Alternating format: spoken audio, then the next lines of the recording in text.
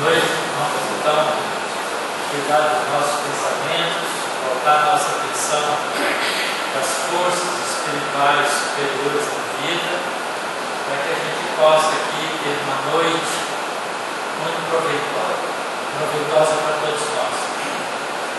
Eu queria dizer a vocês que vocês vão gostar muito da palestra do Simão. Ele é uma pessoa muito estudiosa do Evangelho, que conhece profundamente a doutrina espírita e tem feito um trabalho de divulgação da doutrina do Evangelho muito bonita pelo Brasil todo.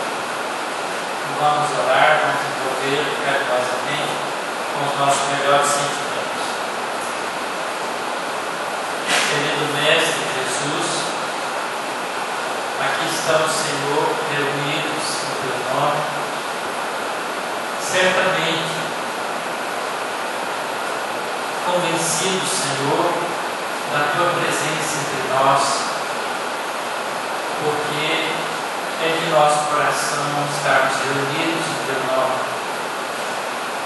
E sabemos, Senhor, que a Tua promessa de estar conosco quando nos reuníssemos em Seu nome, certamente poderíamos contar integralmente com a Tua presença entre nós.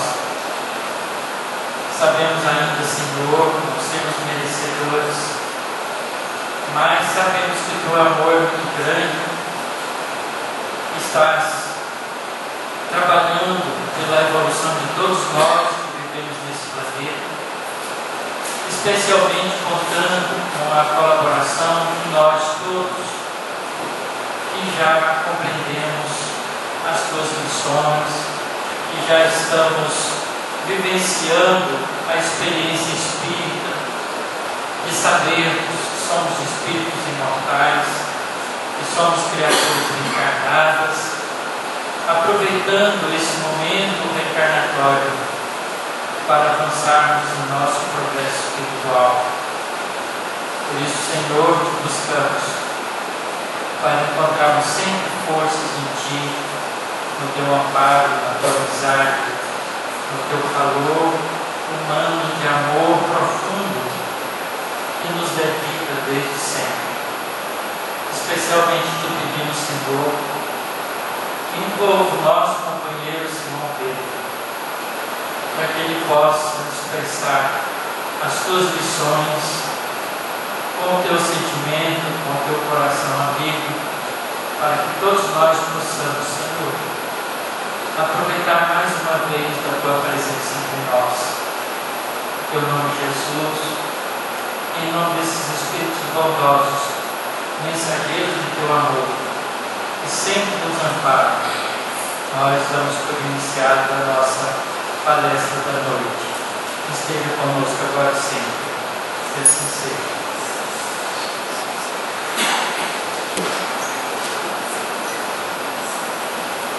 Então, se deixar você capitanear. Boa noite. Que Jesus nos abençoe, divide, nos bate em paz.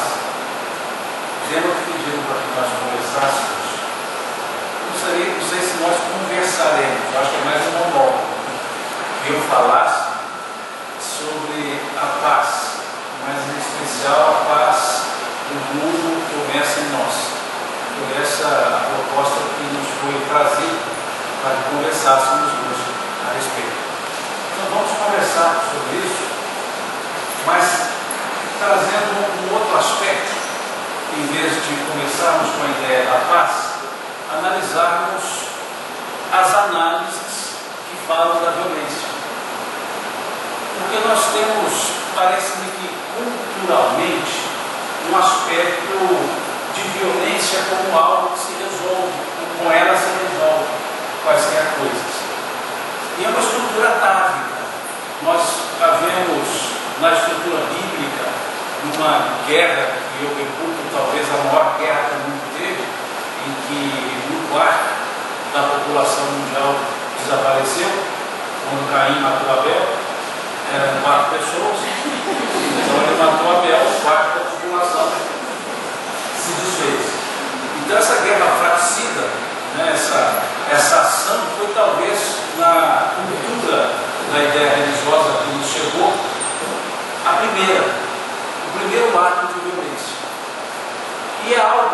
nós olharmos a história, nós veremos que as resoluções eram por vias violentas. Sempre se buscava pela violência o respeito, ou melhor, a obediência. Então isso ficou incrustado. Tudo se resolveu com violência.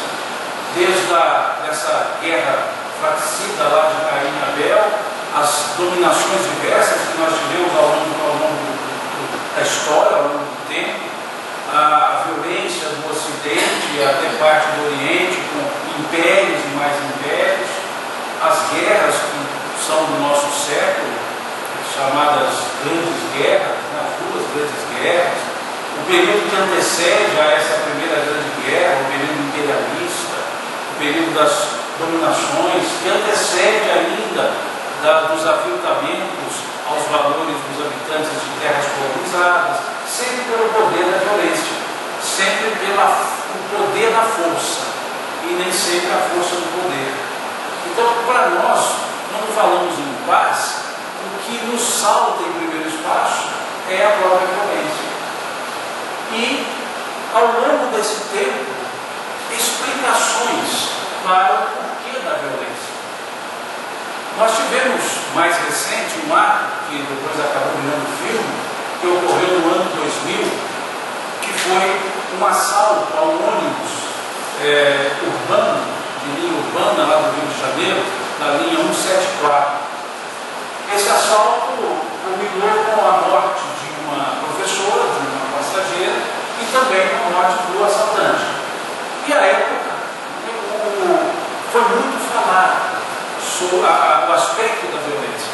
E aí vieram as explicações para o porquê da violência. E aí disseram, de forma resumida, que a violência teria por causa a falta de acesso à educação. Que a falta de acesso à educação seria a causa da violência. Outros disseram que a miséria seria a causa da violência. E outros disseram que a falta de política pública, ou de políticas públicas, seriam a causa da violência. E aí nós começamos a pensar sobre isso. O que é causa? É algo que acontece que gera um efeito. E essa causa, se repetindo, vai gerar sempre o mesmo efeito. Pois se no momento houver outro efeito, aquilo não pode ser causa do primeiro efeito, porque o efeito deriva da mesma causa, então o mesmo efeito. Então, se a violência tem como causa a falta de acesso à educação, todos os analfabetos teriam que ser violentos, e todos os letrados não poderiam ser violentos, porque causa é isso. Se algo aconteceu diferente, então não pode ser causa. Então, se assim é, nós temos analfabetos que são pacíficos, nós temos letrados que são violentos, e temos os letrados pacíficos e os analfabetos violentos. Então nós percebemos que a falta de acesso à educação não gera necessariamente a violência, então não pode ser causa. A miséria, da mesma forma, se a miséria é causadora, é a causa da violência, todos os miseráveis deveriam ser violentos. E os abastados não poderiam ser violentos. E o que vemos é que nem todos os miseráveis são violentos e nem todos os abastados são pacíficos. Então também a miséria não pode ser a causa da violência. A falta de políticas públicas, da mesma forma. Países com excelentes políticas públicas não poderiam ter atos de violência. E países que não têm políticas públicas boas não poderiam ter atitudes pacíficas dentro do seu território. E o que nós vemos?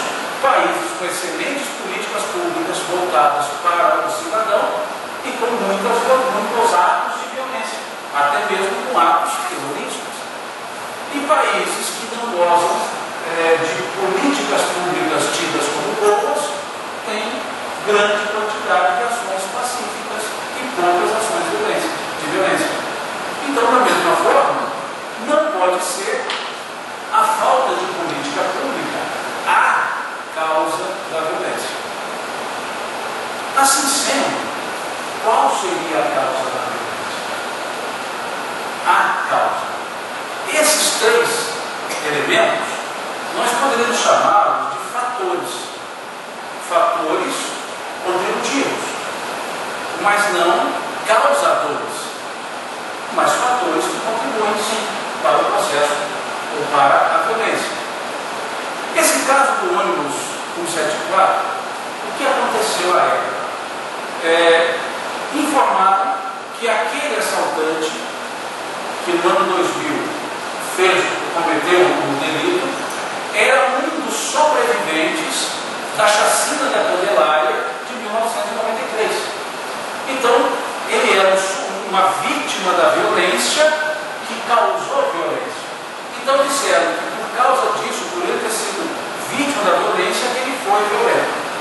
Só que tem um detalhe: ele não foi o único sobrevivente da chacina da Candelária. Outros sobreviveram. E um dos outros sobreviventes, hoje, dirige uma instituição criada por ele, voltada para cuidar de crianças e jovens que vivem na rua. E oferecem a eles educação, instrução, melhor dizendo, aulas de música, trabalhos profissionais, e justamente, ele dizia, numa entrevista, justamente por ele ter sido um sobrevivente das ruas, ele disse, é que ele não queria que as pessoas lutassem nas ruas. Então, da mesma forma, não pode ter sido a chacina da Candelária a causadora daquele ato. Porque senão o outro ato benévolo não teria acontecido. Mais uma vez, qual seria então a causa para os atos violentos? Na tradição sufi, tem uma parábola que diz que um rei muito severo, um rei que colhia onde não plantava, ele chamou os seus sábios e fez uma pergunta a eles. E esse rei, quando ele perguntava, ele gostava que as respostas viessem prontas, determinadas e claras. E havendo titubeiros, ele matava as pessoas. E ele então chamou os seus sábios e perguntou a eles: eu preciso saber quais são os caminhos para o céu e para o inferno. E os sábios não souberam dizer, mas com medo disseram: olha, essa é uma pergunta que vai além dos nossos conhecimentos, mas existe um sábio no reino vizinho que seria capaz de lhe responder. E o rei então disse: vamos até esse reino vizinho. Foi até o reino, passou a comitiva, foi à casa desse outro sábio, uma casa simples, arrombou a porta, entrou e já foi dizendo para aquele homem: dize-me agora qual é o caminho para o céu e qual é o caminho para o inferno. E aí o sábio disse: quem é você para me fazer tal exigência?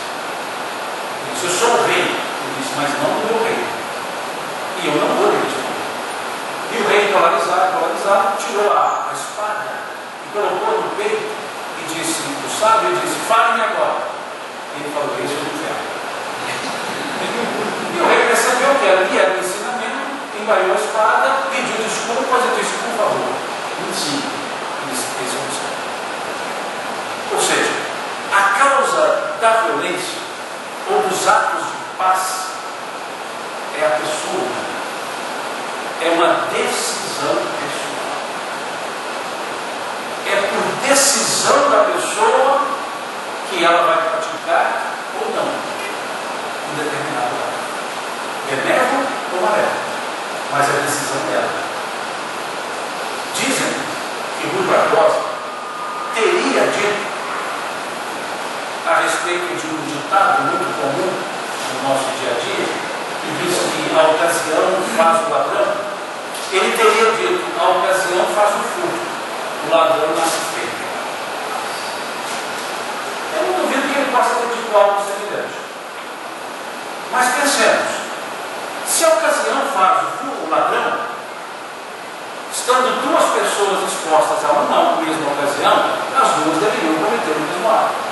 Uma promete, a outra não. Uma opta, a outra não. Então é uma decisão.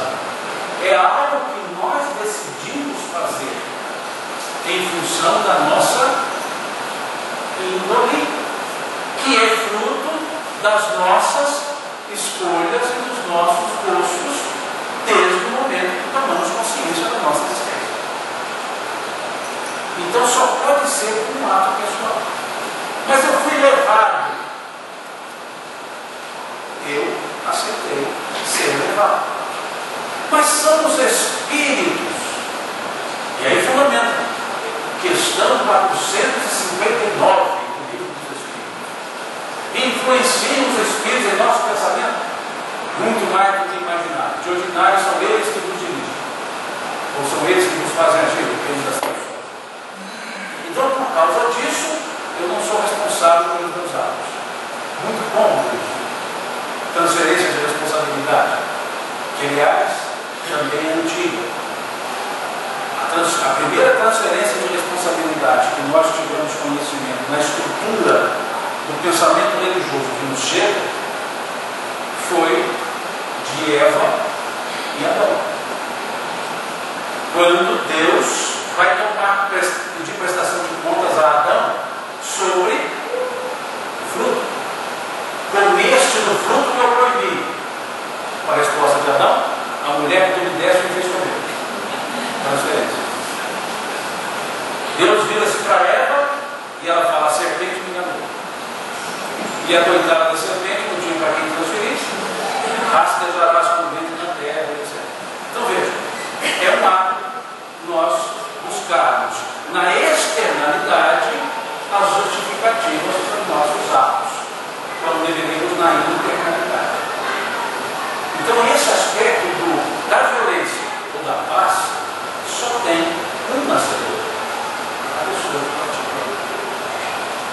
Mas se não convive, então essa questão 459, tudo bem, ela é mitigada pela questão 463, pela questão 467, que diz: pode-se neutralizar a influência dos maus espíritos, ou outras traduções, pode-se neutralizar a influência dos espíritos maus que sobrepõem nas pessoas, e outras traduções, pode-se vencer o asseguramento dos maus espíritos?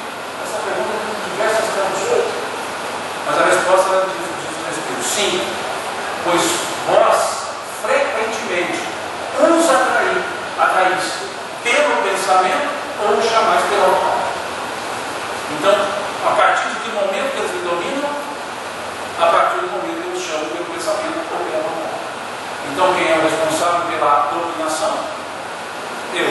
É um processo de auto-aceitação de si, das suas limitações, e um processo de subjugação a partir de um motivo. Então não são os espíritos que me asseguram, sou eu que me peço para ser assimilado. E ele pergunta depois: pode-se afastar da influência do mau espírito? Sim, fazendo todo o bem que puderes e colocando tua confiança em Deus. Então percebemos que essa questão 459 é mitigada por essas outras duas. Então, mais uma vez, quem são os responsáveis pelos nossos atos? Nós. Então, onde é o nascedor da violência?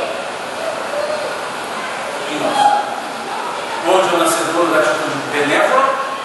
Em nós. E esses outros elementos são fatores, alguns até convidativos, mas não são determinantes, para que eu possa dizer que esses são os responsáveis pela violência existente. E da mesma forma, então, que a violência nasce em mim, a paz só pode nascer em mim. O que nos leva a uma citação do apóstolo Pedro, na sua epístola segunda, primeira, aliás, capítulo 3, versículo 3 também, quando ele diz: busque a paz e siga. Busque a paz e siga. Não é simplesmente buscar a paz, mas também seguir. Mas o que é a paz? Já que ela nasce em mim, onde ela nasce em mim? O que é a paz? Emmanuel, no capítulo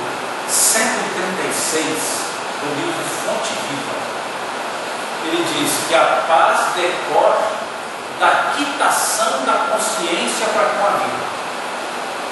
Veja que coisa interessante. A paz decorre da quitação da consciência para com a vida. O que ele está dizendo é que a paz ela é de interior para exterior e não do exterior para o interior.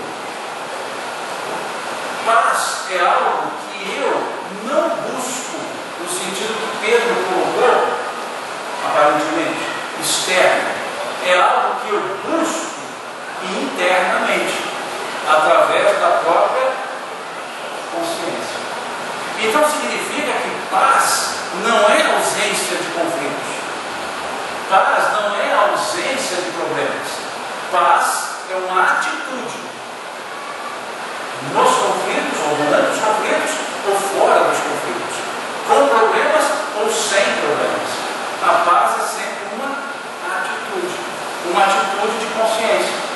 Consciência tranquila e problema é igual a paz. Não problema e consciência tranquila é igual a não paz.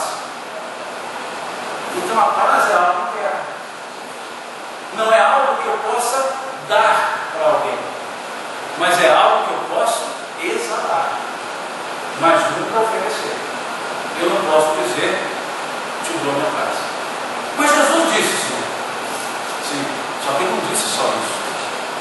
Ele disse, eu vos dou a minha paz, eu vos deixo a minha paz, mas não vou a dou como o mundo a dá. A conjunção adversativa, ela é danada. Quando a gente usa uma conjunção adversativa, o que nós queremos dizer é que depois dela. O antes é uma forma apenas de introdução, é um introito. Se você conhece o José das Couves, conheço, mora ali na rua tal, mas aí eu pertenço a você. Tudo que vem depois do mas é o que nós precisamos perceber. Mas não vou lá dou como o mundo lá dá.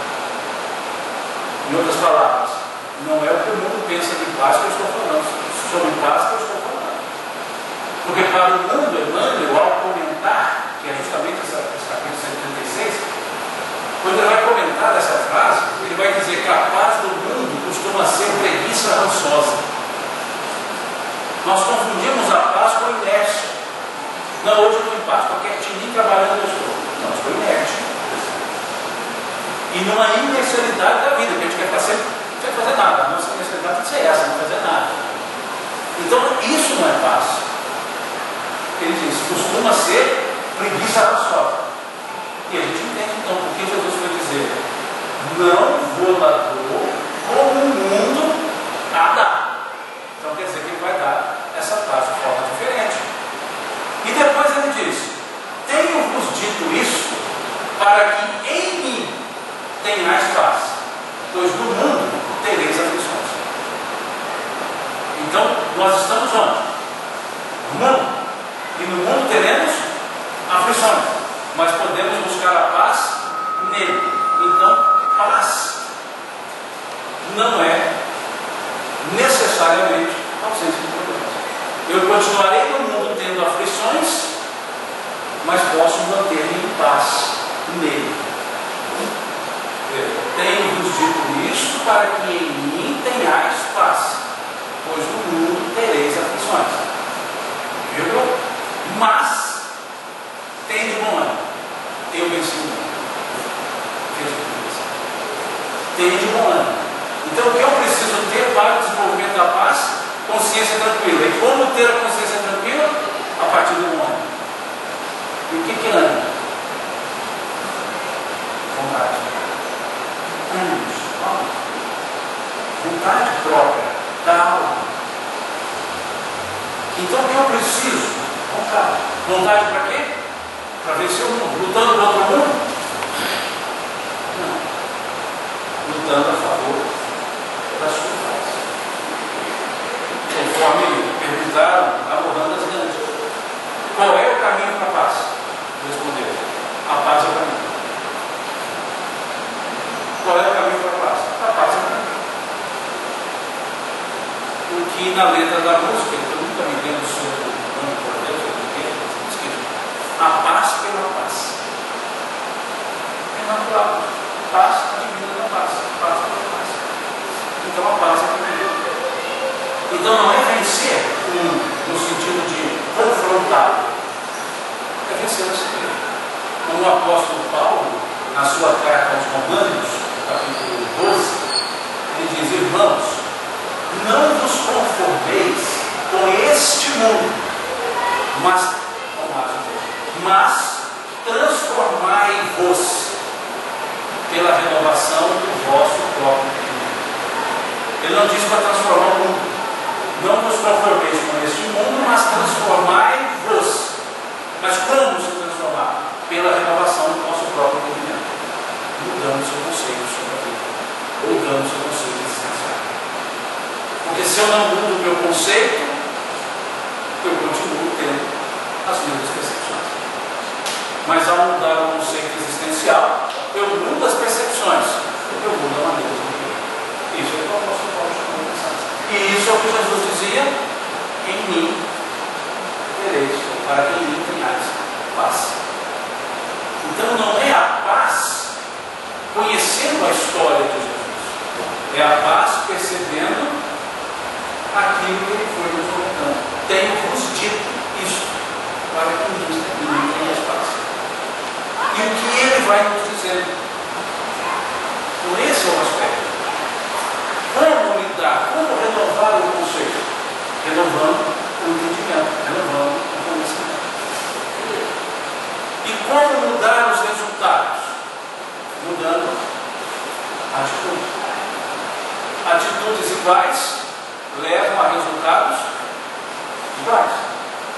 Se eu mantiver as atitudes, eu manterei os resultados. Se eu mudar as atitudes, eu mudarei os resultados. Eu preciso dizer isso. Se você quer atingir algo que nunca atingiu, faça algo que nunca fez. Porque se você continuar fazendo o que você fazia, você vai continuar atingindo o que você atingiu. Então, resultados iguais atitudes iguais levam a resultados iguais. Para eu então mudar a forma de viver, eu preciso mudar o conceito de viver. Porque se o meu conceito se cristaliza, a maneira de viver é a mesma. O que nos leva a uma anedota que seja. Dizem que 2 pescadores foram para uma pescaria lá no Amazonas. E aí fretaram um aviãozinho, desceram, foram pescar, e cada um dos 2 pescou um peixe de 60 quilos. Vieram os 2 alegres, e quando foram entrar no avião, o piloto disse: olha, não dá para levar. 2 peixes de 60 quilos ultrapassa a carga, eu só posso levar 60, não posso levar 120. E aí o pescador disse: mas eu não vou deixar o meu peixe. O outro também não vou deixar o meu peixe. Eu não levo só a metade, eu também não levo só a metade. E o piloto disse: olha, não dá para levar. E um dos pescadores disse: mas o ano passado nós vimos pescar nesse mesmo rio e no avião igualzinho a esse. E pegamos 2 peixes iguais a esses, 60 quilos cada um. E levamos, não levamos com 4 quilos, levamos. O piloto disse para eles: mas no avião igual a esse? Igualzinho. Bom, se vocês levaram o ano passado, vão levar esse ano. Puseram os 2 peixes, entraram os 2 pescadores, então logo o avião levanta voo, cai. Caiu e levanta um dos pescadores e diz para o outro: ei, compadre, o senhor não há de ver que nós caímos no mesmo lugar do ano passado? Atitudes iguais, resultados iguais. Então essa renovação de conceito é fundamental para que eu possa mudar as minhas atitudes. E percebendo então que eu, sendo o promotor da paz ou da violência, mudar os conceitos para que eu apenas não no sentido positivo, apenas seja o promotor da paz. O que nos remete a uma oração muito conhecida por todos nós, que até é chamada de oração de São Francisco, mas que não, em tese não é dele, porque essa oração ela foi descoberta em 1918, ao final da Primeira Grande Guerra. E essa oração era chamada de oração da paz. Mas como seus dizeres eram e são muito franciscanos, deram a ela o nome de oração de São Francisco. Mas não significa que foi São Francisco de Assis que criou essa oração. Mas como não se sabe a autoria, então ficou podendo ser dele. E se não for também, não muda nada. E como essa oração trabalha a ideia? Por que ela era chamada oração pela paz? Por isso surgiu no final da Grande Guerra. E qual é a fórmula de se desenvolver a paz nessa oração? Como é que ela começa?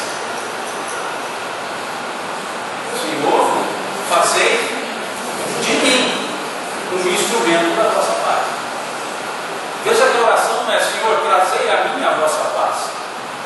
Senhor, fazei de mim um instrumento da vossa paz. Quem que vai fazer essa paz? Deus. Veja que a oração está dizendo: olha, não terá uma paz senão promovida por mim. A oração não está pedindo, nela não se está pedindo para que a paz aconteça, está pedindo para que eu tenha condições de promover a paz. Senhor, fazei de mim um instrumento da vossa paz. Temos dito isso para que em mim tenhais paz. E a oração está pedindo para que possa essa paz de Cristo ser trabalhada, que não é a preguiça rançosa. Veja. E no desenrolar da oração, ele vai explicando como agir em cada situação. Onde houver ódio, que houver o amor. Veja que interessante. Amor e ódio não são contrários. O contrário do amor não é o ódio. O contrário do amor é a indiferença. O ódio, dizia Chico, é o amor ensandecido. Veja como Chico define o ódio. É o amor ensandecido. Porque o ódio e o amor são os mesmos sentimentos, só que um carregado de egoísmo. Porque ele ou ela não fez o que eu queria, eu odeio. Mas por odiar eu me vinculo.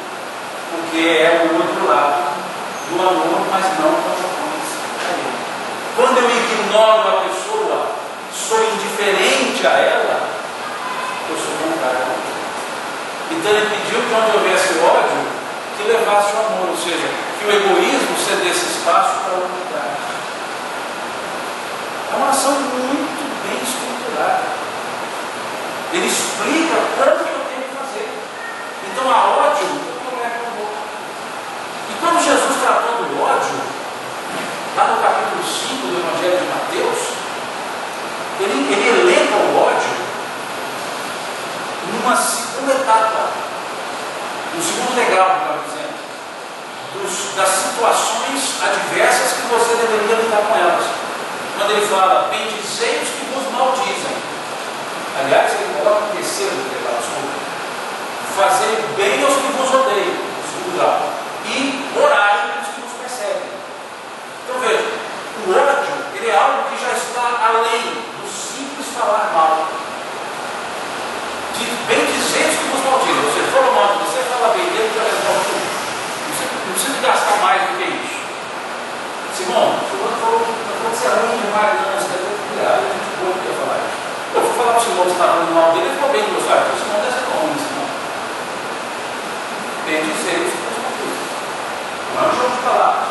Sentimento. Fazer o bem aos que vos odeiam. Veja, não é só bem dizer. Além de bem dizer, tem que fazer o bem. O que o apóstolo Paulo, Pedro dizia? O amor aplaca a multidão de pecados. Então fazer o bem, então significa que onde houver ódio eu levo o amor com atitudes de amor. E não só com conhecimento sobre o amor. Atitudes de amor. Onde houver ofensa, eu leve o perdão. E aí vencemos. O perdão é uma virtude, não é? É uma virtude para seres inferiores. em seres superiores. Tá certo, a mentalidade está ficando assim, confundindo as coisas. Mas não. O perdão advém de onde? Ele é fruto de quê? De uma ofensa. E aquele que se ofende está no nível do ofensor. Porque se ele estiver acima, ele não recebe ofensa. Criancinha, pequenininho, 3 aninhos, que já deve estar com 7, porque eu estou falando dessa criancinha com tempinho. 3 aninhos, ela chega para mim, vem correndo aqui, olha para mim, e a mãe levanta e diz: se tal, perdoe o menino. Deixa eu falar, vamos continuar. Eu perdoei o menino? Não. Por quê? Porque ele não me ofendeu. Se ele não me ofendeu, não, por que eu perdoar? Deixa eu falar. Mas acontece que a mãe me mostrou, achou que eu não tivesse dado aquele perdão característico e fez assim para mim. Aí eu fiquei chateado. E chega o marido e fala assim: mas está com fogo nervosa. Me desculpa. Tá bom. Por que você não faz isso? Beleza. Aí eu dou perdão. Mas por quê? Porque ela conseguiu me ofender. E ela só conseguiu me ofender por quê? Porque nós estamos no mesmo nível. Se eu fosse melhor que ela, eu não me ofenderia. E aí vem a pergunta: Deus perdoa?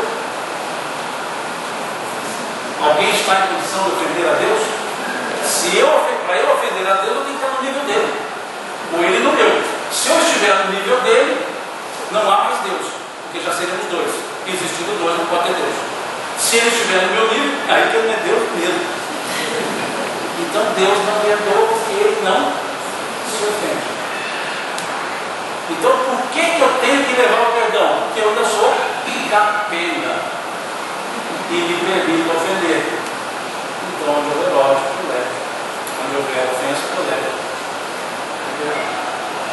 Em outras palavras, você está igual a ele, dá um jeito de entrar no acordo, porque você não tem por que se sentir melhor que ele.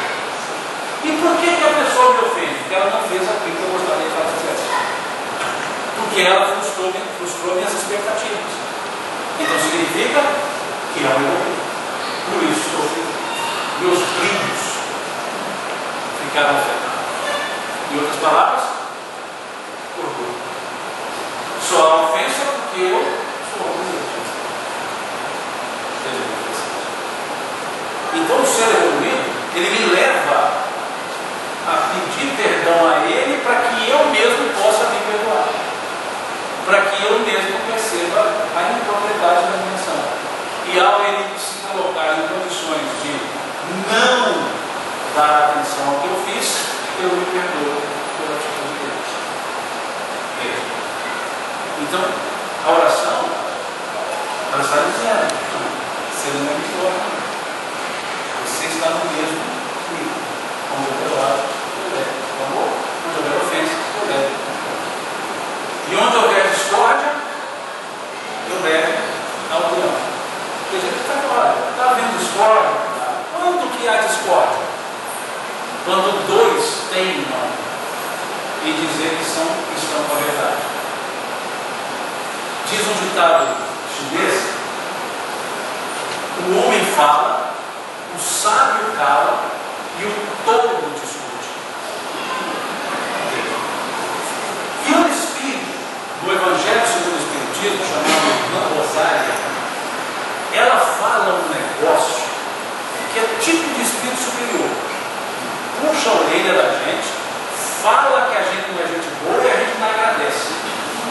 Ela diz assim: é sempre uma virtude saber calar para um mais tolo poder falar. Mais tolo. Quer dizer, calar eu já sou tolo. O outro é mais, porque não resolveu falar. Veja o detalhezinho. É sempre uma virtude saber calar para um mais tolo poder falar. Quando eu falo de nome, frase, coisa que bonita, e ela estava fazendo todo. Olha aqui, a gente vai percebendo nas entrelinhas que o que nós estamos fazendo aparentemente ao outro, na verdade estamos corrigindo a nós mesmos.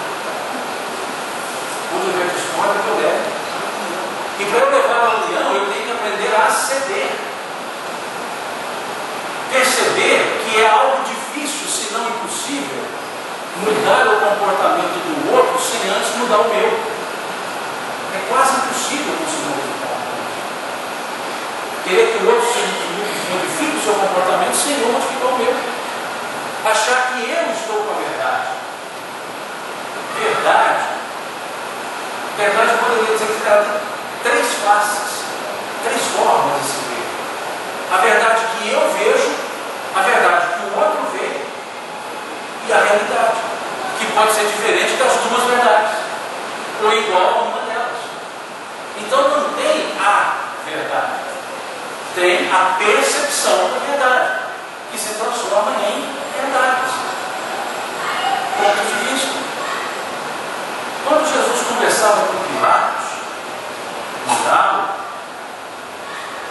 Pilatos pergunta a ele: sois rei? E ele responde: o meu reino não é deste mundo. Pilatos insiste: sois rei? E ele diz: tu dizes. E ele pergunta: o que vieste aqui fazer? Jesus responde: dar testemunho da verdade.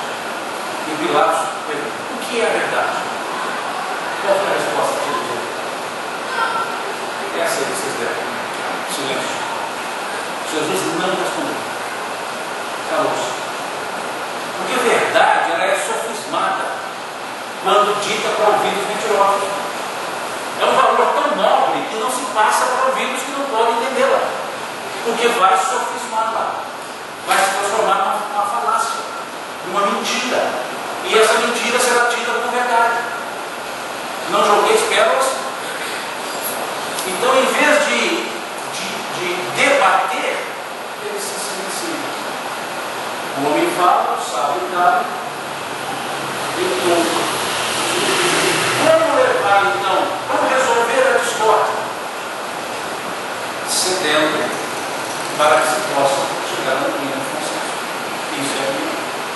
Para se levar à união, precisa primeiro saber ceder o espaço para justamente ganhar o espaço. Mas nós entramos na contenda. E aí dizemos que damos um boi para não entrar numa briga e uma boiada para não sair dela. Nós estamos dando uma porrada. Uma porrada. Porque estamos sofrendo isso. E a oração está dizendo: onde houver discórdia, que leve a união. E depois disso, onde houver dúvidas, que eu leve a fé. O que é fé? Emmanuel, lá na questão 354 do livro O Consolador, ele diz: fé é a certeza em Deus, certeza que ultrapassa os limites das crenças religiosas. Olha como o irmão chegou lá no fundo. Fé é uma certeza em Deus, independentemente das crenças e além das crenças.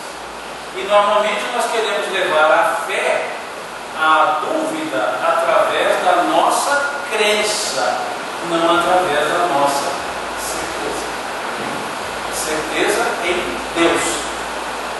Certeza que ultrapassa os limites das crenças religiosas.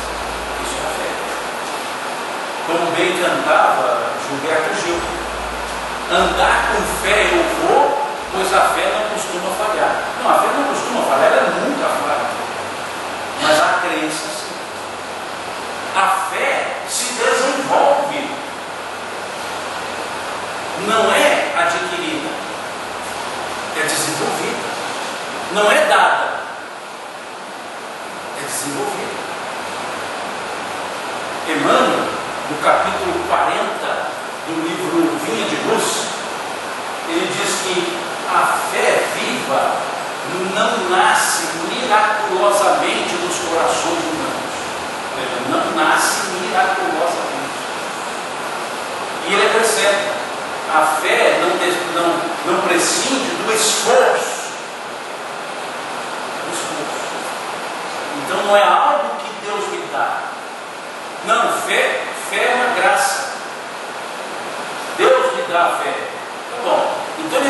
para um, não dá para o outro, exige que todos creiam nele, mas ele não deu a fé para o outro. Como é que vai cobrar dele a fé nele se ele não deu a ele a própria fé? Então esse Deus se incomprende. Então não pode ser dada, é desenvolvido. É essa certeza que começa com a dúvida. Como dizia Khalil Gibran, a dúvida é o começo do conhecimento. Como dizia o próprio Descartes, eu duvido. Por duvidar eu penso. Penso, logo sou. Traduzido como existe, mas não é a mesma coisa. O ditado dele é cogito ergo sum. Penso, logo eu sou. Existir é da existência. Ser é da essência. Essa cadeira existe, mas ela não é, porque ela não sabe que ela existe. Eu existo, mas eu sou, porque eu sei que eu existo. E eu só sei que eu existo porque eu penso. Então eu sou. Penso, logo eu sou. E a cadeira existe sem pensar. E eu existo pensando porque eu sei que eu sou e existo. E só penso assim porque eu comecei com a dúvida. Eu duvido, por duvidar eu penso. Penso, logo eu sou. Então a dúvida abre o caminho para a fé, para a certeza. Porque pela dúvida eu perdi. Como dizia Santo Agostinho, lá no século IV, é preciso crer para compreender, mas sobretudo compreender para continuar crendo. Veja como eu trabalho. A gente acha que aliar fé e razão é coisa nova. Eu já trabalhava isso na Batista. Depois do processo político, houve um outro processo de tentar aliar novamente. Mas ele já chamava a atenção para isso. É preciso crer para compreender e compreender para continuar crendo. Mas como que eu levo a fé numa dúvida se eu racionalizo a fé em vez de ter a razão na fé? Porque a doutrina espírita nos fala da fé raciocinada e nós transformamos a fé raciocinada em fé racionalizada. Porque a primeira parte da fé é a aceitação da possibilidade para depois entender os mecanismos do fato. Então não tem como explicar o fato sem antes absorvê-lo. E eu absorvo por uma pura e simples absorção, para depois eu buscar a sua explicação. Então, quando que eu raciocino na fé? Quando o fato acontece, eu aceito e vou entender. E quando eu racionalizo, quando simplesmente excluo o fato sem querer entendê-lo, mas ele está acontecendo. Isso os Espíritos chamaram de fé cega. Como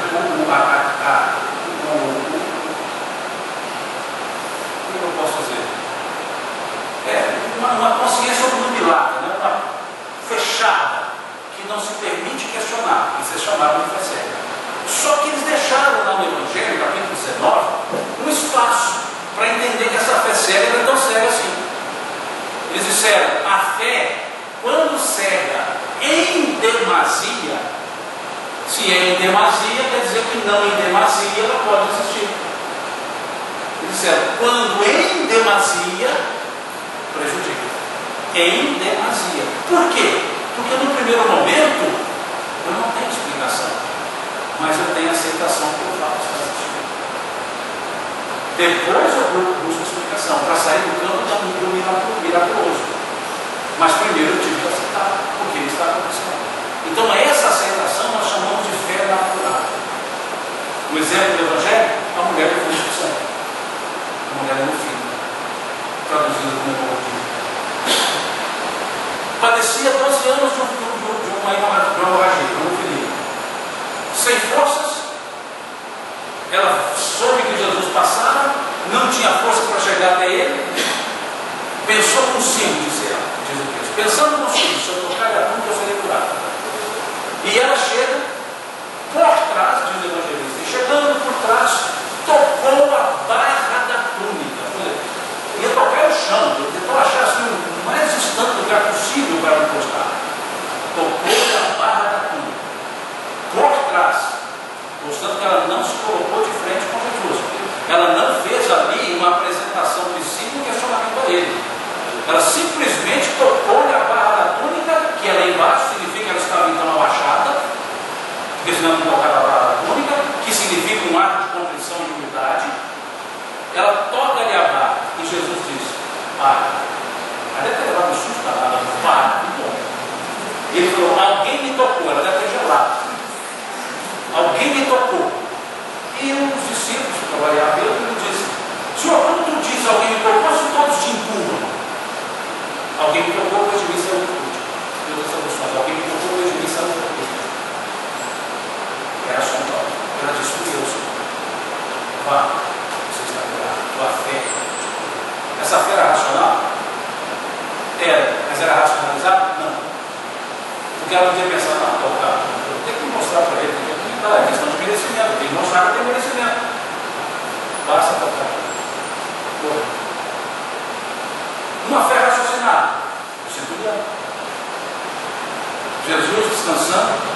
à sombra, diz o texto, Jesus, sentado à sombra, chega ele o centurião dizendo: Senhor, meu servo doente em casa. Jesus prontamente diz: vamos até sua casa. A passagem já mostra que ele tinha disposição. A gente estivesse descansando à sombra, espera um pouquinho, eu estou na hora do almoço. Não, vamos até sua casa. Disponibilidade plena. E a gente fica fazendo o texto: não, mas eu quero só domingo. Pelo amor de Deus, hoje não. Hoje não é dia de distribuir alimento, não. Hoje se espera um pouco. Vamos até sua casa. E o centurião disse: Senhor, eu não sou digno de ter minha casa. Eu sou comandante, sou comandado. Se me dão ordem, eu cumpro. Se dou ordem, cumprem. E não precisamos saber. O Senhor tens, tu tens os teus exércitos. Diz daqui, uma só palavra, e meu céu está claro. Grande é a tua fé, vai para o céu está claro. E ele vira para os discípulos Jesus e fala: em toda a minha andança por Israel, nunca vi tamanho de demonstração de fé como esse homem. E que fé esse homem mostrou? A humildade, porque foi pedir para um servo.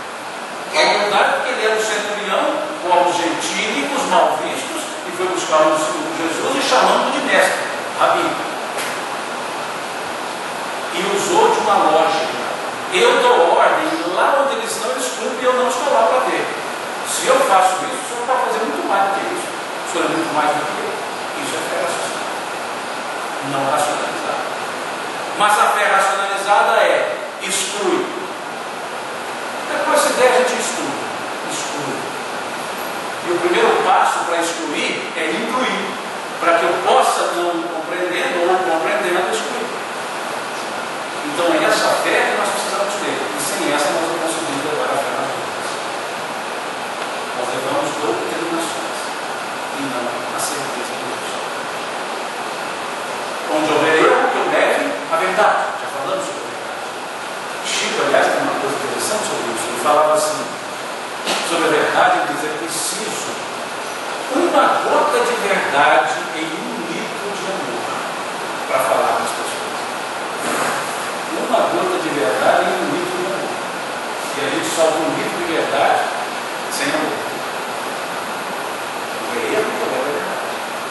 O que nos leva ao capítulo 10 do Evangelho segundo o Espiritismo, sobre se devemos ou não mostrar os erros a Deus. Que vocês vão em casa para ter a resposta. Dentro de casa. Mas se esse erro diz respeito apenas à pessoa, não. Mas se compromete a outra pessoa, não existiu. Se não se compromete a outra pessoa, converse com ele. E como é que Jesus alertou? Chame e converse com ele. Se não resolver, vá ao seu pai. Se não resolver, vá ao juiz. E a gente começa no juiz para depois chegar no seu. Então, como levar a verdade numa circunstância como essa? Vou levar a minha verdade. Onde houver desespero, que eu leve a esperança. Perguntei isso agora há pouco lá na palestra anterior, no Ceará. O Espiritismo é o consolador prometido. Não é? Você já está atrás, vocês estão acordados?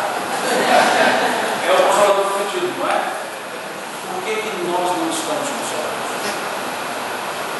Se ele é o consolador, deveríamos estar consolados. E não estamos. E como queremos levar a verdade se nem nós entendemos essa verdade? Somos cegos diante do cego. E vou falar umas poucas e boas. Primeiro, não são poucas e pior, não são boas. Então, onde eu verei, eu quero levar como levar se eu consolo. Se eu ainda não tenho o consolo que eu quero que os outros tenham. Porque eu agora entrei na doutrina espírita, mas não abri espaço para entrar em mim. E se ela não entrar em mim, ela não sairá por mim. Então, por isso eu não me consolo, dentro do próprio consolador. Somos imortais, somos. E temos medo de morrer. Porque não permitimos o conceito que nós temos. Entramos no conceito, discutimos sobre o conceito, desenvolvemos teses sobre os conceitos, mas não absorvemos os próprios conceitos. Então, como levar a verdade? Como levar a esperança? Se eu estou desesperado. Ninguém dá o que não tem. Mas tendo o que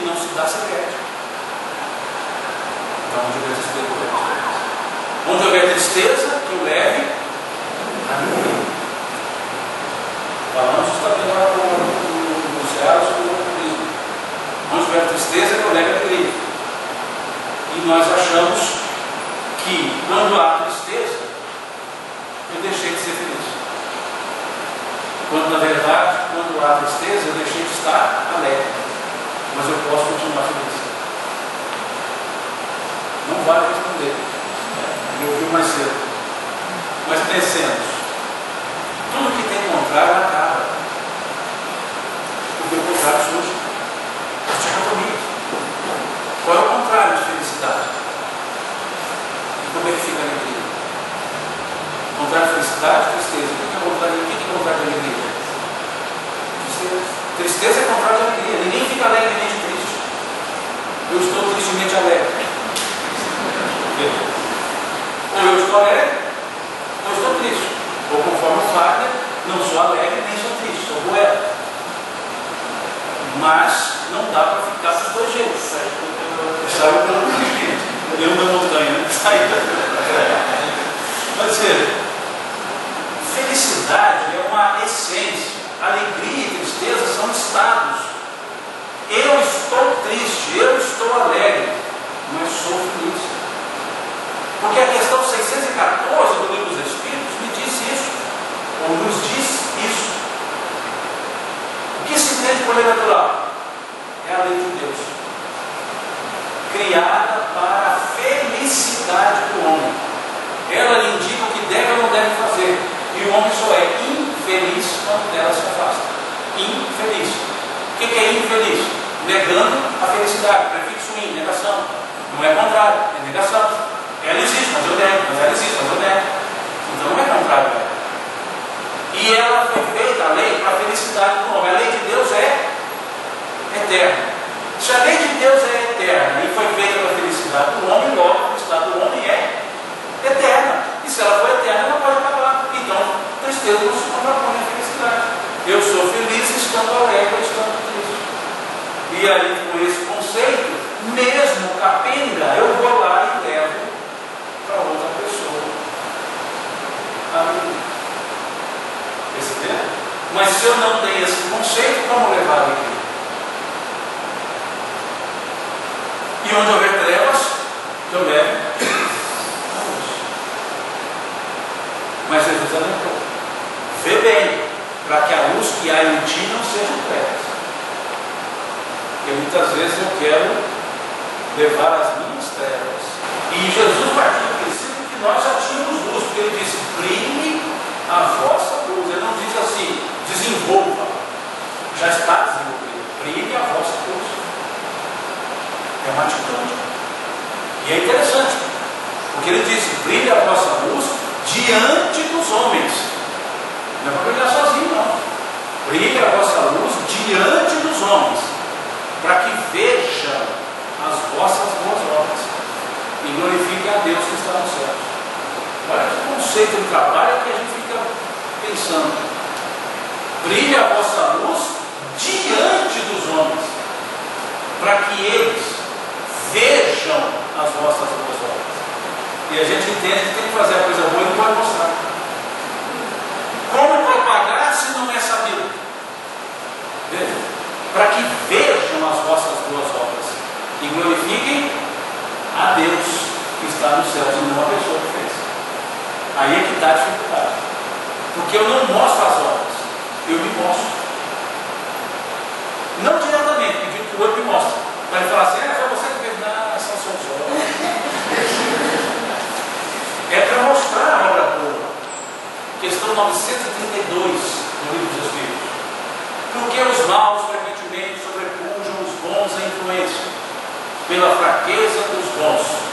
Os maus são audaciosos, os bons são tímidos. Quando quiserem, dominarão.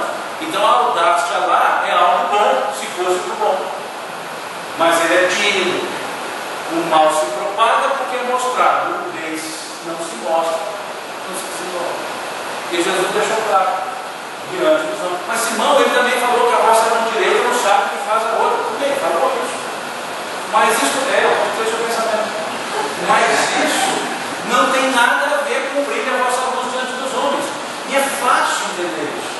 De quem são essas mãos que ele pediu? Que a vossa mão direita não saiba o que faz a outra. São de quem essas mãos? Da mesma pessoa. Ele não disse que a mão direita do teu vizinho não sabe o que faz a sua. Ele diz que a vossa mão direita, ou esquerda, não sabe o que faz a outra. O que ele quer dizer com isso? Que eu não fique sabendo o bem que eu estou fazendo. Fácil. Quantas vezes o seu coração pulsou hoje? Você não conta. Mas você sabe que você está lá com uma probleminha, né? Você vai voltar no mundo espiritual. Sabe, né? Quantas vezes você respirou hoje? Você não conta. Mas sim. O mesmo esquema. Vai de outro. Turma. Quantos passos você deu hoje? Não contou também? Sabe que essa inércia é crucial, né? Pode levar. Quantas vezes a senhora piscou? Não conta. E essa lubrificação dos olhos, essa limpeza, só não preocupa isso. Mas se eu perguntar a vocês quantas boas ações vocês fizeram hoje? Dá para contar, não dá? Dá, nenhuma. Eu também, nenhuma. Então, quando fazer o bem, que é vital, como vital é pulsar o coração, respirar, andar, piscar, quando fazer o bem for tão natural que eu nem me preocupo em contar, a minha mão direita não está sabendo o que faz a outra. Mas enquanto eu sou capaz de contar o bem que eu faço, a minha mão direita sabe o que faz a outra. É isso que nós estamos falando. Que eu não fique dando atenção ao bem que eu faço, mas que eu mostre para as pessoas o resultado desse bem e não o autor do bem. Jesus curou o homem da mão errada, curou o cego, curou mais um, se disse o quê? Vai e mostra-te ao templo, para que vejam a tua cura, para que vejam que estás limpo, mas não contes quem te viu. Ou seja, mostra o resultado, não fala o que. Então, como levar a luz se eu me escondo nas próprias trevas da vaidade e do orgulho? E depois ele segue a oração com uma outra lógica de responsabilização pessoal, fazer que eu procure mais, consolar esse consolar, aprender esse consolar, para mostrar mais uma vez que é uma atitude pessoal. E para corroborar esse processo, ou essa lógica, que encerrava essa conversa, para a felicidade do alegria de vocês, duas bem-aventuranças. São 9 bem-aventuranças. Duas, que são muito semelhantes. É a bem-aventurança terceira e a bem-aventurança sétima. Terceira bem-aventurança: bem-aventurados os pacíficos. E outras traduções: bem-aventurados os mansos. Sétima bem-aventurança: bem-aventurados os pacificadores. Veja que interessante. Bem-aventurados pacíficos, bem-aventurados pacificadores. Duas bem-aventuranças muito semelhantes, mas que não tem nada a ver com a outra. Veja que interessante. A começar pela consequência: bem-aventurados pacíficos, pois herdarão a terra. Bem-aventurados pacificadores, pois serão chamados filhos de Deus. O que é ser pacífico? O que é ser pacificador? Pacífico é não devolver o mal. Pacificador é devolver o bem. O pacificador é uma atitude. O pacífico é uma inação. O pacífico é não agir. O pacificador é agir. E é interessante, se vocês depois derem um tempinho, dê uma olhadinha lá, capítulo 5 de Mateus, as bem-aventuranças, e percebam a ordem que elas estão dando. Jesus não jogava palavras ao vento. Tudo nele era intencional. E as bem-aventuranças são degraus de virtudes, mostrando que para atingir uma virtude precisa de atingir uma outra primeiro. Sem aquela primeira você não chega a outra. Por isso ele começa como primeira virtude: bem-aventurados os humildes, os pobres pelo espírito. Sem a humildade, nenhuma outra virtude você desenvolve. A humildade não é a maior das virtudes, é a mais necessária, porque ela é a primeira. Se não tiver a primeira, não se chega a outra. Qual é a segunda? Bem-aventurados que choram. Veja, se eu não for humilde, o choro vira lamentação. Se eu não tiver a resignação, eu vou ter o repúdio. O sofrimento não será entendido. O sofrimento será usado como elemento de crescimento, porque eu estarei lamentando, dizendo: oh meu Deus, tu só faz isso comigo, tu está lá, tu não faz isso com os outros. Se não tiver humildade, não segue o processo. Então, até para sofrer tem que ser humilde, principalmente. Veja, obediência, consentimento da razão. Resignação, consentimento do coração, diz os Espíritos. Resignação não é sinônimo de acomodação. Resignado é a pessoa que, sabendo que não tem como agir, espera quando tiver condições de agir. Acomodado é aquele que sabe que deve agir, tem como agir e nada faz para agir.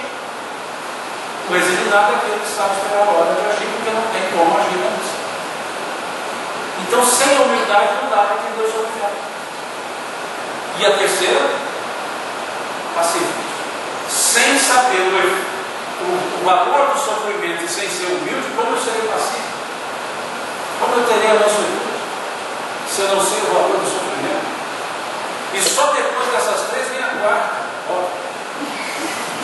Bem-aventurados os que têm sede e fome de justiça. Se eu não tiver mansuetude, se eu não tiver o ser pacífico, eu não serei justo, eu serei justiceiro. Eu preciso ter a humildade, saber o valor do sofrimento, ter a mansuetude para que eu seja justo, senão serei justiceiro. E uma vez sendo humilde, sabendo o valor do sofrimento, tendo a mansuetude, sendo justo, bem-aventurados os misericordiosos. Sem isso eu não serei misericordioso, eu posso ser tendencioso, posso agir por interesses escuros, posso ser bonzinho, mas sem a justiça, sem a mansuetude, sem o saber o valor do sofrimento, sem a humildade, não dá para ser misericordioso. E sendo misericordioso, bem-aventurados os puros de coração. E qual é a consequência do puro de coração? Verão a Deus. E como que eu vejo Deus? Aí está. Conhece a prece de Cartas? Conhece? Sabe a prece? Como é que ela se encerra? Eu vou dar um tempinho para você chegar no final para decorar. Como é que ela se encerra? Não precisa ser ipsis verbis. Fazer de nós um espelho no qual refletirá a vossa divina imagem. Estou falando com quem? Com Deus. Pedindo para fazer de quem um espelho? De mim. Fazer de nós um espelho no qual refletirá qual imagem? A de Deus. Fazer de mim um espelho no qual refletirá a vossa divina imagem.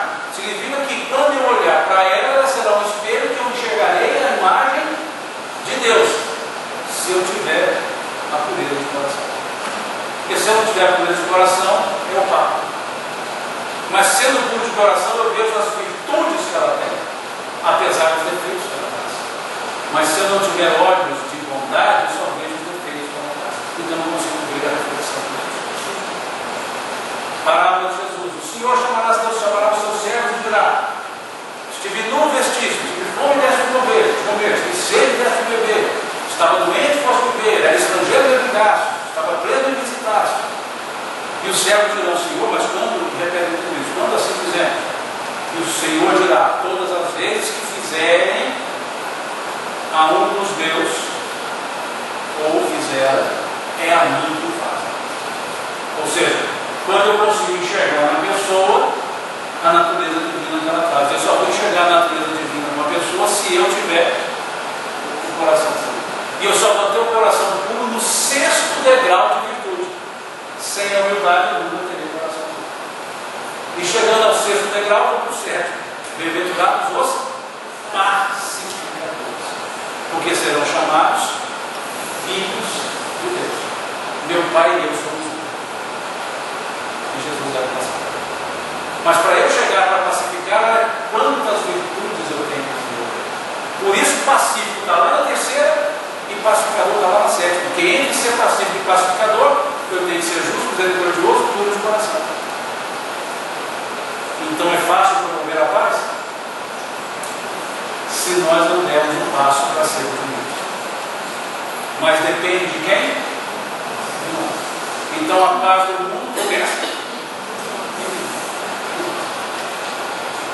Mas veja todo o caminho desse movimento para chegar lá.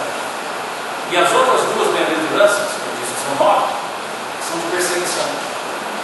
Bem-aventurados perseguidos por causa da justiça, deles ao reino dos céus. Bem-aventurados sois vós quando vos injuriarem e disserem contra vós calúnias por causa do meu nome. Exultai, no nome de Jesus. Exultai-vos, alegrai-vos, porque grande a vossa recompensa nos espera nos céus.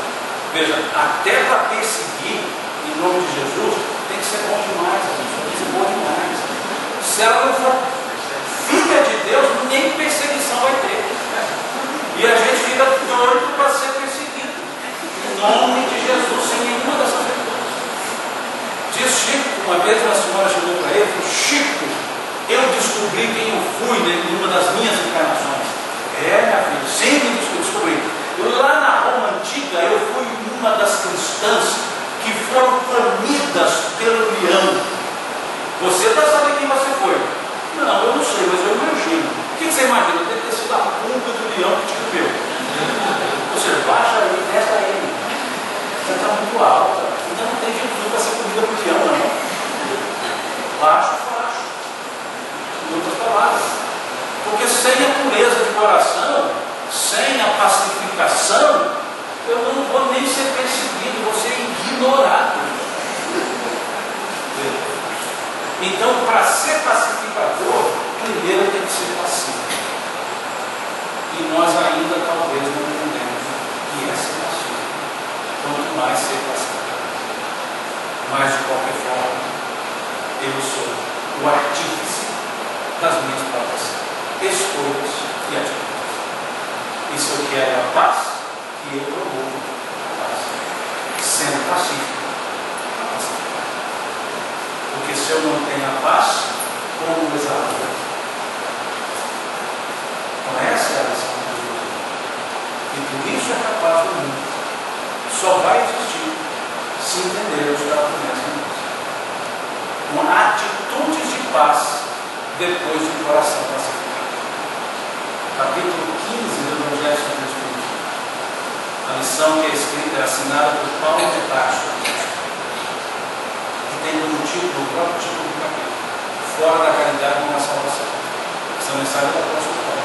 No final do primeiro parágrafo, ele diz assim: para fazer o bem são necessárias a ação e a vontade. Para não fazer o mal, bastam frequentemente a inércia e a negligência. E a gente se contenta em não fazer o mal, ficando na inércia e sendo negligente. Mas ele diz que para fazer o bem precisa da ação e da vontade. Não é só a ação, precisa da vontade. Mas não basta a vontade sem a ação. Leon Denis, no capítulo 24, do livro Problema do Ser, o Destino e da Dor, quando ele trata das potências da alma. Uma delas é essa: a coerência entre a atitude benévola e o sentimento benévolo. Mas ele diz assim: quando os meus atos são bons e os meus pensamentos são maus, existe uma falsa aparência do bem. Você não vai bater no pé do filho? Lógico, eu sou o presidente do centro, eu não vou falar de mim. O ato vai ser bom, o sentimento é mau, bem falso.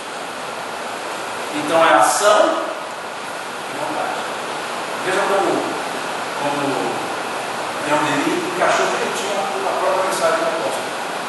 Ação e vontade. Ato bom, pensamento mal, falsa aparência. Então, para promover a paz, sintamos-nos em paz. Para sentirmos em paz, vamos dar o primeiro passo, buscando a humildade, ser humilde. Que não é ser subserviente, não é ser tímido, é ser humilde, como Jesus foi. E aprender comigo, que sou manso e humilde de coração. O humilde, ele sabe o quanto sabe, não vai além, mas não fica aquém. Vós respondeu Jesus para Pedro, quando Pedro foi lá, Jesus lavava os pés de Pedro, e ele tirou o pé e falava assim: mestre são nós é que devemos fazer as coisas. Ele disse: vós me chamais mestre e Senhor, e dizeis bem, eu sou. Mas antes um jovem encontrou com ele e disse: bom Senhor, o que devo fazer para ganhar a vida eterna? E ele respondeu: por que me chamais bom? Bom só a mim, Deus está no céu. Quando chamaram-no de bom, ele não aceitou. Quando chamaram-no de mestre, ele aceitou. Porque ele era humilde. Sabia quem ele era. Não ficava aquém do que ele era, mas não aceitava colocar o além do que ele era. O humilde sabe a posição dele. Ele não se mostra senão quando necessário, mas não se for quando necessário. Imagina se ele usasse a humildade que faz aprender. Que é isso, Pedro? Mestre, eu estou aqui para aprender com vocês. Se eu conheço mais ou menos a personalidade de Pedro, Pedro diria para Jesus: então volta para o céu e manda me sabe. E Jesus seria hipócrita se ele dissesse: eu não sei. Vós me chamais mestre, Senhor, eu sou o bom pastor, e o bom pastor conhece as suas ovelhas. Não foste vós que me escolheste, eu vos escolhi a vós. Por que me chamais bom? Vamos falar com Deus. Eu não faço a minha vontade, mas aquela daquele que me enviou. Quem a mim vê, vê ao meu Pai, pois o Filho não é maior que o meu Pai. Isso é verdade. Mas nós aprendemos a sermos vaidosos travestidos de humildes, e queremos ser o mais humilde de todos. Quando queremos ser o mais humilde de todos, nós somos vaidosos. Não contentamos apenas com a humildade, temos que ser muito humildes. E como pacificar isso? Primeiro, por isso o primeiro passo, humildade. Como vocês tiveram a paciência de ficar ouvindo até agora. Agradeço a vocês, agradeço pela oportunidade, pelo convite para aqui, para rever amigos, né? Passei com o pessoal de Porto Goiânia, e ele chegando ali, ele ficaram com ele aí. Muito agradável isso. Obrigado pelo convite. Desculpe-me se porventura não abarquei a forma que vocês esperavam, o tema em si. Desculpe se algo que foi dito possa ter transparecido muito, não quero macular nenhum pensamento, se incorri em erro, por gentileza me corrijo, sem problema nenhum. E assim, numa mineirice que eu sempre carrego, pela nascença, Deus nos paga. Deus nos paga pela aflição, Deus nos paga pelo carinho que está até agora, Deus nos paga pela oportunidade, e que Deus abençoe vocês, a sua família, vocês têm, como dia primeiro de dezembro, que estamos na abertura do mês de Natal, tenham um Natal em serenidade, um belo Natal, lembrando que a humanidade, ela se dividiu, a história da humanidade, ela se dividiu entre antes de Cristo e depois de Cristo. Quando Jesus nasceu, não se sabe, mas se sabe que não foi em dezembro. Mas o que importa isso? Porque Jesus nasce em datas diferentes para as pessoas diferentes. Para Pedro, ele nasceu quando ele se encontrou com ele no lago de Jerusalém. Para Levi, ele nasceu quando ele disse: levanta e segue. Para João, quando ele disse: vem. Para Bartolomeu, quando ele disse: eu já te conheci. Para Francisco de Assis, quando ele encontra um pedaço de papel. E para cada um de nós, quando nós nos aproximamos dele. Então, que também a nossa vida seja antes de Cristo e depois de Cristo. E que a melhor parte seja depois de Cristo. Depois de permitir que ele tenha nascido para todos nós. Porque o único ser no mundo que deu uma transitividade a um verbo intransitivo, que é o verbo nascer, foi Jesus. O verbo nascer não precisa de complemento. Quando Jesus nasceu, Lucas escreve: eis que, usando os outros dizendo, eis que nos trago novas de grandes alegrias. Eis que hoje, na cidade de Davi, vos nasceu o Senhor, o Salvador, Jesus, o Senhor. Vos nasceu. Ninguém nasce para ninguém, a não ser Jesus, que nasceu para nós. A única pessoa que nunca nasceu para si mesmo. E todos nós só nascemos para nós. Por isso é intransitivo o verbo, mas ele não. Ele deu uma transitividade e nasceu para todas as pessoas e não para ele. Eis que hoje vos nasceu. Então, que nasça Jesus, sempre que nós o procurarmos e nós nos prosperemos. E que não seja o dezembro, como não foi de fato o dezembro, que seja então todos os outros dias, incluindo os dias de dezembro. E que a nossa vida seja sempre mais valorizada, descer depois de Cristo. Um belo Natal a todos vocês, com a paz que é vivida no coração de cada um e com a presença de Cristo nas nossas famílias e nos nossos pensamentos. Deus esteja. Muito obrigado.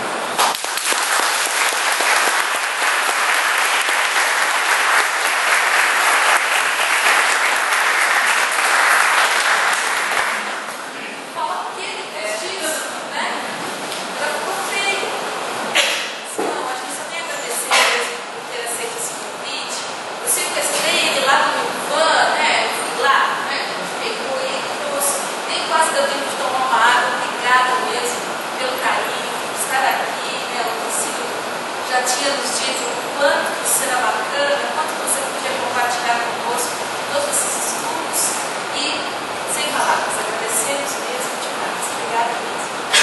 Como a gente sempre faz, a gente faz um sorteio no final da palestra e a gente tem até um frio. Esse aqui não, foi entregue, né? Até o número 60.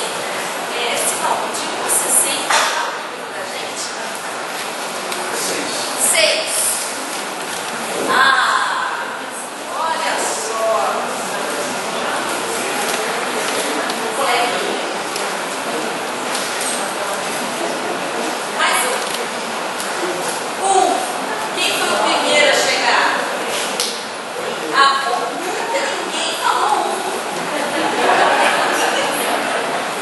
Mais um, por favor. 60. Não, 60 tá comigo. Ganhei. 59.